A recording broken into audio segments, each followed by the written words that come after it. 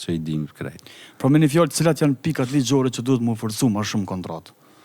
Sipas mendimit tonë. Jo, kontratat varet e tham bim që kontrata është vullneti i palëve. Në kontratë ulëm në te shkruajnë për kushtet dhe obligimet, detyrimet që mirën vesh. Të kontrata shumë e rëndësishme këto lloj kontrata me pas parasysh kosgjatjen, një për sa do me kanë në menaxhim të atij menaxheri, sa ka me qenë përfitimet, cilat kanë me qenë të drejtat dhe obligimet të artistit apo menaxhmentit, që to janë kushtet kryesore.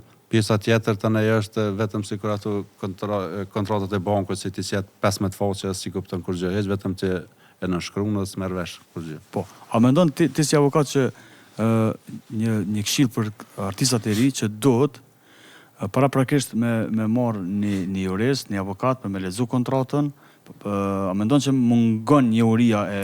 Mungon shumë, është mungesë e përgjithshme e njohurisë në këtë shoqërinë, sidomos dhe të artistat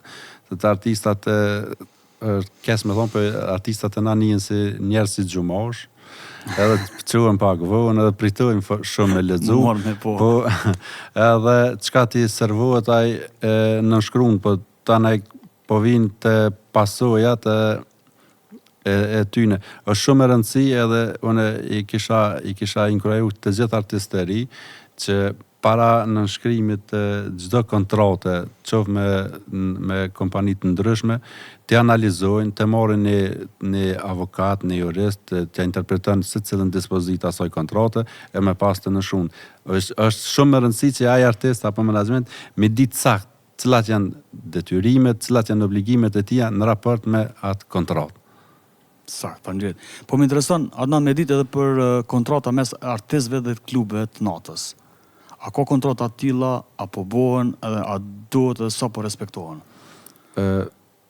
Unë kom bë kontrata interne për disa artistë që janë me famë, që knojnë edhe në stadiume, i mushin stadiumet edhe jashtë.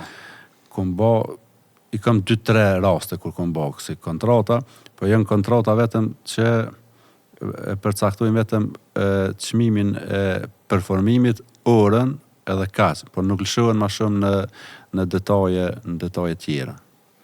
Po, për shembull, çish funksionon nëse një artist e anulon koncertin pak para se me ardhur dita e koncertit? Domethënë, a njekën penalisht në Kosovë këta persona dhe kundërta? Jo, është funksionon kjo? Ose pronari e anulon artistit koncertin? Ka shumë raste që i dim na që pak para fillimit të nejes, si thonë, pronari ose dikush pe lokalit del e bën një postim, kem probleme me rrymë, shkaqe teknike, diçka. Çfarë arsyeton që ato?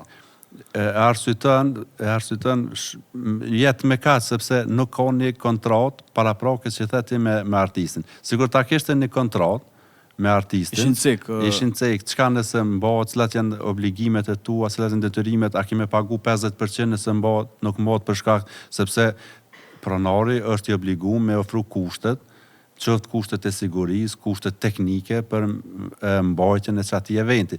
Ai do të më garantu për atë. Po, nëse vjen deri te dështimi i këtyne që thonë për probleme teknike, që na dim që nuk janë probleme teknike, po i ka shit ato bileta, i ka marr lekt për e gjen gjithmonë si justifikim për rryma nuk nalet më. Po nëse ka pas atë kontratë që po thotë me artistin ose me menaxhmentin e artistit ose menaxhmentit i jepet e drejta si me njekun ligjërisht edhe me kërkue, përveç asoj shumës që ka qenë kontraktuar, me kërkue edhe penalti tjera. Po te na nuk ndodh kjo, nuk aplikojnë me bë kontrata para nejes. Nuk është tu apliku sa duhet. Do më thonë pronari e anulon mbrëmjen pas një përgjegjësi. Unë kam pas raste ku bë kontrata për artist, ka thonë ma qëtë çmimin, sa kam i pagu cash, edhe një pjesë, ta zonë 3.000 ose 5.000 kam i dhonën, 5.000 kam i dhonë cash, pjesën tjetër e marë për mes bankës. Apo e kundërta. Kur janë rastet që paguan shumë, 3.000 më jep në dorë, të përmenoj 3.000 në bankë, edhe pjesën tjetër e marrë në dorë, shumë atë mëdhaja. Po nuk hinë ma shumë në detaje të këtyne çka nëse nuk mbohet, çka nëse dështën, cilat janë obligimet e tua, nuk ka ndodhë.